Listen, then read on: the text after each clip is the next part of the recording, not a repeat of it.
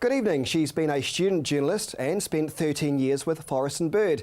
Then there was her role at ECAN. Now she's an MP. Tonight, Eugenie Sage is my guest, and Lynched starts right now.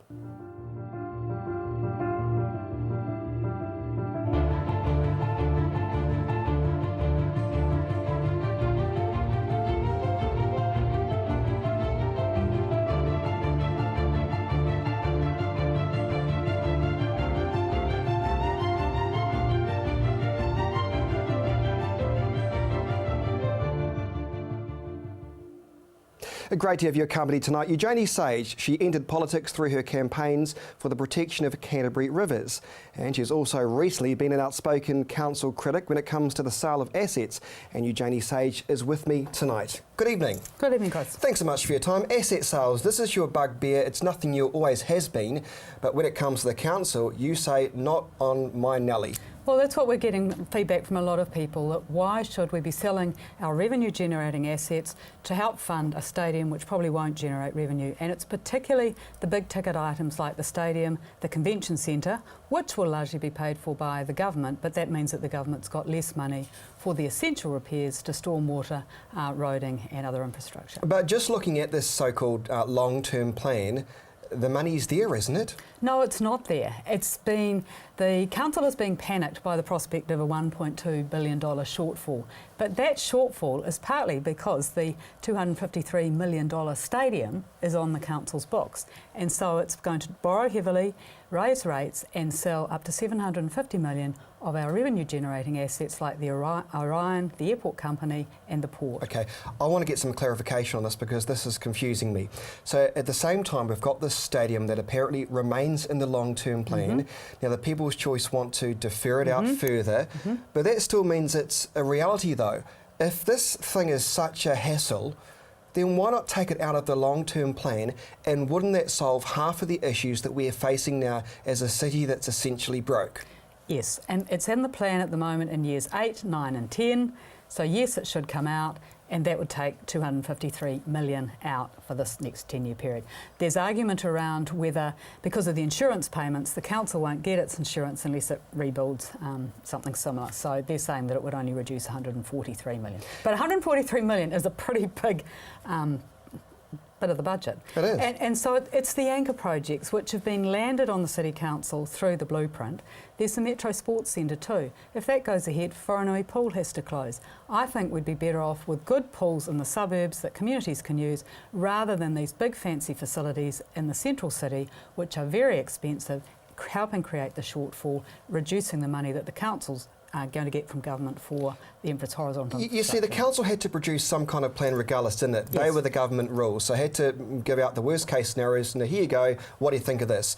But it is subject to change though, isn't it? Because if you look at the plan at the very end of that deal between government and council, it is subject to change. There's this very, very small clause, isn't there, at the very end saying, we are going to show flexibility if we have to. That is in the review of the horizontal infrastructure. We're talking about stormwater, roading, those sorts of. But it's in the blueprint too, isn't it? No. So there is a review that has just been finished, but it hasn't been released yet. And the Crown was underspent about $500 million of what it had said it would spend to help repair our horizontal infrastructure, the roading, the stuff under the ground. So that's partly why the City Council's got a shortfall, because the Crown didn't contribute as much as it should have. But the cost-sharing agreement should be renegotiated to get rid of these big ticket items to defer them. Why is the government proposing to spend $283 million and rising on a convention centre, which will be run by potentially a French hotel company, another big item in the central city, when we haven't got our roads fixed? Those local roads, local facilities are what the community uses. Let me play devil's advocate. If this convention centre is largely picked up by the taxpayers, well, we're all taxpayers, aren't we? If it's going to be run by an Australian outfit, then does that suggest there's no ongoing operational expenses that the ratepayer will have to pick up? That's good news, isn't it? Well, that's one of the other problems, that the government is not being transparent about who's going to own these facilities that hundreds of millions of dollars of public money, whether it's rates money or taxpayer revenue, is going into, who's going to own them. So the council's uncertain about what its operational costs are going to be. We have tried to get the business case for the convention centre but all we get is a highly redacted document, big chunks missing, and yet the City Council was able to build a convention centre, across from the town hall for about 19 million when it did it. Why do we need such a big, expensive convention centre? Will the government argue the reason why a lot of it's blacked out is for commercial sensitivity? And do you buy that argument? Is that a fair comment, though? That's what Sarah told us at Select Committee. They're not going to release any of this until all the commercial contracts have been signed. Is that fair or unfair? I don't think it's fair because it's $283 million of public money. National is not being accountable for the spending of public money. They would argue, but the convention, the old argument, build and they will come. Is that rubbish? Well, I think with climate change, with increased costs of international travel, they may not come. And the convention centre in Christchurch will be competing with the one in Queenstown and the big new one in Auckland and Wellington. And Auckland. So there's no guarantee that it will generate revenue. Are we becoming obsessed with convention centres? I think so. Why? And I think... Ask the government, because people like Sky City want to run them. They get profits from them, but do we? And I think we're better off not creating a huge number of big ticket items in the central city. We risk having a city of two cities, really. One that's quite wealthy, where if you've got money you can access the centre, and one that other people can't afford to. But then again, if there's good public transport, and you probably like public transport, being from the Greens, isn't that a good thing, though? If we eventually get good public transport. We need a major change in the way transport in this city is organised. ECAN has dropped the ball. We're not seeing the increase in patronage that we need. We're not seeing, they've gone to this hub and spokes model. Yes, the bus exchange is going to be open mid-year, but we actually need much more investment in public transport. Like what? Well, and we need a new Canterbury transport agency. You're not going to have us all on bikes, are you? Well, cycleways, yes, the City Council is doing good things by investing in cycleways, but we need you can't get from the airport to the central city on an express bus these days the way you used to be able to. You can in Auckland and in Wellington. They've got really good airport to city bus services, but after the break, I want to pick you up on that public transport. I know it's not on our list, but I think it is important because every time I'm out and about in my car and I'll look to see how many passengers are on a bus, there's hardly any. So what is the argument to even have a bus service in this city if people aren't using it? So we need to take a break, but I want to discuss that next on Lynched.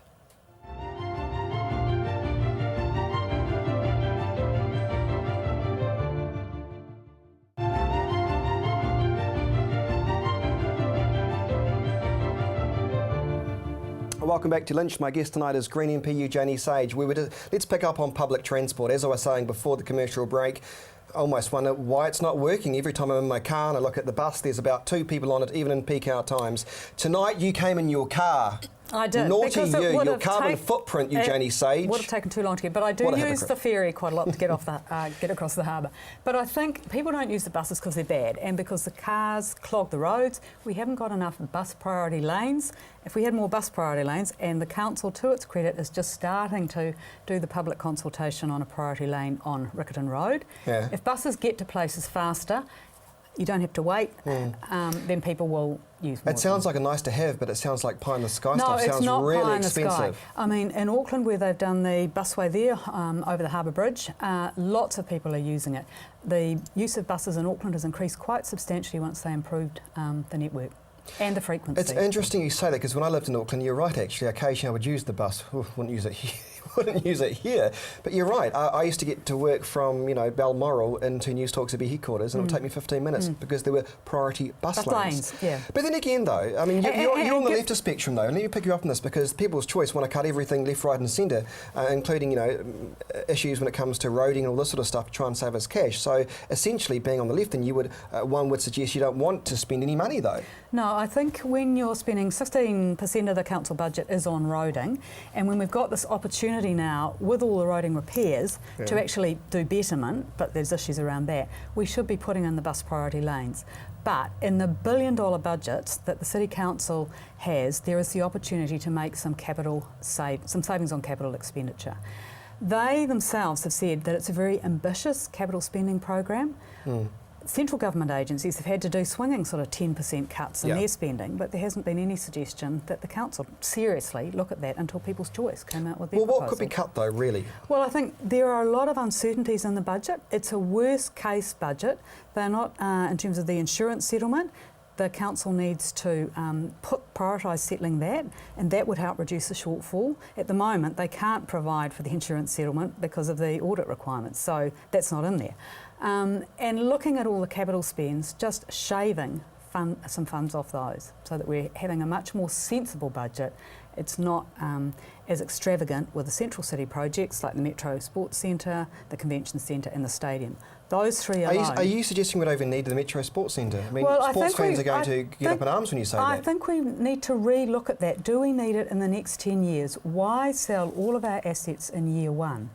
Why not have a sensible look at those big capital projects, see what we can save? Can we push that Metro Sports Centre out? Because I think swimming pools in the suburbs are what people use rather than coming into the city centre to go swimming. Before we leave and go to the next topic, in terms of this blueprint, what's worked, do you think, then? I mean, the Justice Precinct's on time, the bus exchange nearly, essentially complete. But things like the 98 million being spent on the Avon River, that's going to result in a whole lot of concrete along the Avon, where Oxford Terrace is now. Why are we spending all that money there when you can walk along the riverbank, you can sit there? Yeah. So it's, why are we spending 25 million on a children's playground? The Minister said that it's for land remediation. We can have a children's playground, but why spend 25 million on it? Why have all this concrete terracing and spend 98 million on just over 2 kilometres of river in the central city, but not have a healthy river from the city to the sea? Yeah, I think you make a good point. I wondered about that. I wondered, why are we going to spend so much money on walkways around the river? Exactly. Well, you can kind of do that now. If you really want to walk around the bloody river, you can do it already. And it will mean a lot more concrete and a lot harder. Yuck. Must be Sarah people, that's for sure. Let's move on to the port. What I understand is you're essentially against this draft recovery plan. It's now open for public consultation. It includes extending the container port. What is wrong with that? To me, the first thing I think of was great, more economic development, bigger areas. What's your beef with that? We want a successful port. My concern is about the process that's being used. It's using the emergency legislation to authorise an expansion of the port. They're expecting freight volumes at the port to double over the next 25 years. Fantastic. Yeah, Bring it on. That's good. But the way it's being done reduces the opportunity for the public to have a say, reduces the careful because we'll get consideration moaners like you that want to delay everything. Well, the 25 hectare reclamation will involve a lot of blasting from the cliffs. Oh. There are 2 scenic reserves that the reopening of the road from Littleton through to Sumner over Evans Pass, instead of just going for the option to make it safe as it was pre-quake, they're proposing to do a lot more blasting. Where will that rock go? Probably into the reclamation. The way the plan is designed at the moment, the Minister signs it off. So it's not going through the normal Resource Management Act processes. Okay. There's no chance for it to be scrutinised by the Environment Court. What are local residents saying? Some local residents are really concerned about the potential effects of sedimentation in the harbour. If you put this great big 27 hectare square rock reclamation into the harbour, that potentially changes the tidal flows and the flows of sediment. Without sounding, others are concerned why about... would they care? What way the thing flows? Because that affects the fish life in the harbour. And I've seen Hector's dolphin within the inner harbour. So we want a healthy harbour, we want a successful port, but people need to be able to have a say, and the council needs to be able to scale back the reclamation if the environmental effects are going to be severe. The way the plan is drafted, they can't do that. They can only set conditions. They can't turn down the reclamation. Okay. I want to quote you about something about Leanne Dalzell and see if life's changed for you since. In 2013, you were asked what MP outside your party impresses you the most. You said probably Leanne Dalzell for her commitment to Christchurch, particularly to the Christchurch East and the huge amount of constituency work that she does. Has that changed? Not at all. Leanne's got an extraordinarily tough job. She's a brilliant advocate for Christchurch. She's giving it over 100%. I have enormous respect for the work she's doing. Presumably she wants to sell off assets though. Yes, and I think there has been a feeling... That goes to the core of... Yes, so I don't agree with her views on some things, but the work she's doing as mayor is tremendous. She's a very good advocate. Why do you say that? Because she's got an extremely tough job going into making all these decisions around how we rebuild our city. She's unified the council more. I think one of the symbolic things was one of the first earthquake memorial service. All of the council went up to lay the wreath instead of just the mayor. And I want to pick you up on that, all of the council. People's Choice have been accused of being a bit underhand when it comes to the mayor. When they put out their own alternative budget a couple of weeks ago now, Leanne Dalzell was not told. She was told by, David Close, but nobody not one People's Choice councillor went to her and said, we're going to put this out, Well, do you think that's a bit... Well, I think there has to be debate at the council. Look, I don't disagree. We live in a democracy where I think it's incredibly important, let me just say that, to make sure that all cards are on the table, including People's Choice. But why do they not go and tell her? I mean, to me, it seems like the A and B team starting again, and that concerns me. Well, agree. In terms of, it would be a concern if there was an A and B team. But I think that's a question for People's Choice. Right. But it's good, I think, that they've done an alternative budget because it allows that debate. Bring it on. I think we need this debate, even regardless of whereas some submissions. say, and the comments that some councillors, pro-privatisation councillors, made about it being bizarre that People's Choice had put a plan on the table, I think we're undermining democracy. Well, it's bizarre that people voted for Tony Marriott's pay rise. That's what I'll say is bizarre. I've got to take a break. When we return, we'll discuss ECAN. Would you like to discuss that? Yes. I'm sure I'd love to. That's next on CTV's Lynched program.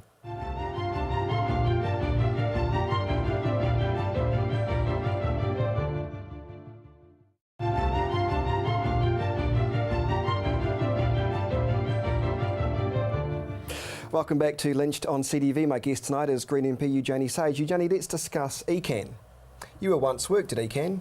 I was a councillor at ECAN until Nick Smith and Rodney Hyde decided we wouldn't have elected councillors there. Rodney Hyde, because he's And the model that the national government is proposing is so patronising, saying it's too risky to have democracy back in Canterbury, that we will be the only region. Hang on, let me play devil's advocate with you, because wouldn't they argue, though, it's better to have stability than a whole bunch of new amateurs that don't know what they're doing?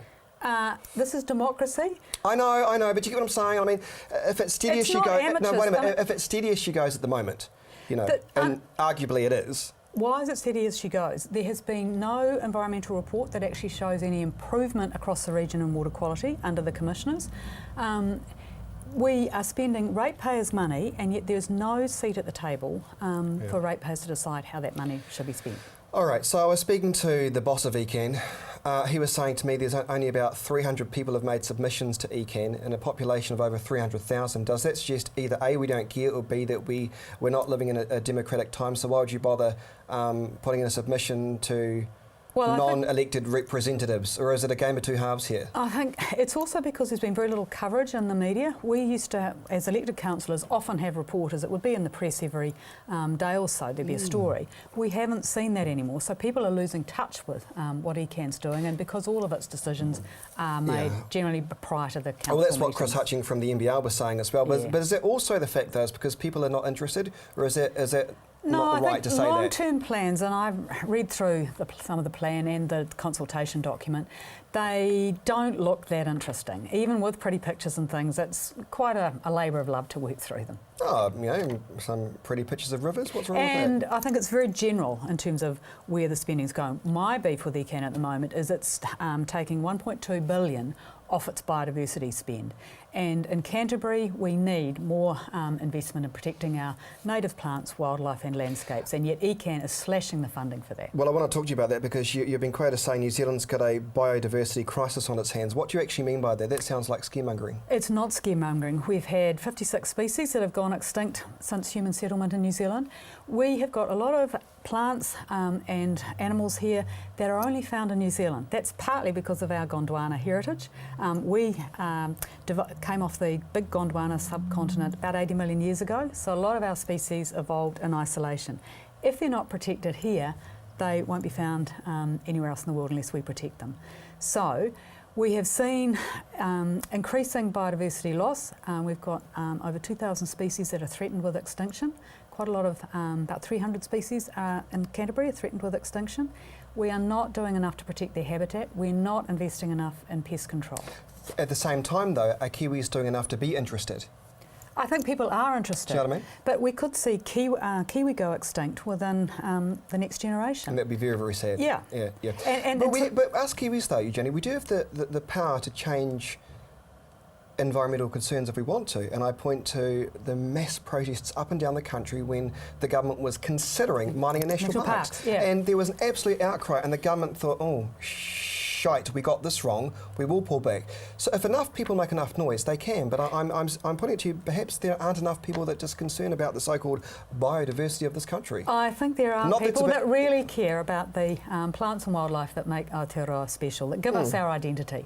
Nobody wants Kiwi numbers to decline further or Maui dolphin to go extinct. No, absolutely not. Yet, under this government, the Department of Conservation, responsible for a third of New Zealand's land area, gets only $365 million. Only half of that, about $156 million, is spent on natural heritage management. DOC's only able to fund predator control on 12% of conservation land. So this government needs to be much less miserly in the way it approaches conservation and invest properly in our conservation estate and species protection. Only several minutes to go. I want to ask you this, because I was talking to somebody whose dog actually died from this, and it's the first person I've met, 1080. You for or against? For it. It's one of the key tools to actually achieve predator control. People who don't like it are generally hunters, because there has been by-kill of deer, but now DOC often puts deer repellent in. But because in New Zealand we haven't got any native mammals except 2 bats, and we're the country that uses it because we've got all these mammalian predators like ferrets and stoats, but dogs are very susceptible to it, and that's why when TB Free New Zealand and DOC use 1080, there are generally warning signs not to take dogs. Okay, just finally, I know this is one of your major bugbears too. Why should we be concerned about the state of our rivers? Because didn't the Greens hype this one up in an election campaign? Because there are plenty of rivers in this country that we can swim in. Well, if you go south in summer, you will see a lot of the rivers are dry and stony. There's very little flow. That's because of the water takes for irrigation. And in Canterbury, we're still seeing... How do you know that specifically, though? Because you know how much has been taken. And naturally, yeah. I mean, obviously with the dry summer, there was a lot less flow as well. But we need to improve our water quality, because these rivers, particularly in Canterbury, where there's been so much biodiversity loss on the plains, very little of the plains, you think about it, most of it's pastures, very little tussock, shrubland, forest there. So the rivers are the wild areas on the plains, and we need to protect them. Actually, one other question too. In terms of water ownership, that is going to be the next issue. It's going to be a big issue. Now, the Prime Minister has already come out and said no one owns the water. But that's a little bit disingenuous, isn't it? Because there will be some time where he will have to so-called negotiate with iwi groups, because they're still pushing for this, aren't they? And it should be done between the Crown and iwi, not leaving it to regional councils to do on a catchment-by-catchment basis. Why should iwi own the water? Well, I don't think... I'm not supportive of tradable water rights. We could have a whole conversation about that. That's next week. They are angling that, though, aren't they? Iwi have already negotiated with some other group to research why they should own water. Now, that's a concern. Why should they? There's been a report published that they got a consultant group to do that promotes tradable water rights, being able to buy and sell. There is also a proposal from Ngāi Tahu that a certain proportion of the water in each river would be allocated to iwi. And that is... What do you say? Well, I think that's an issue that has got to be seriously looked at. What do you say, though? Well, I think there's a lot more water to go under the bridge before we get to the end of that. You're not going to get an answer? No, I think... But you're basically against that. I mean, why should iwi own the water? Well, I don't think iwi will be owning the water, but they have a right to much greater say in their management, and that has been the one good thing with the ECAN commissioners. There is much more recognition of Ngāi Tahu's values in water. You just said something nice about ECAN commissioners. What a great way to end the program. Eugenie Sage, nice to see you. Thanks so much for coming into Lynched. Didn't that go fast? Yes. I enjoyed that. Good. And that is our program. Thanks so much for joining us. We'll see you next Monday.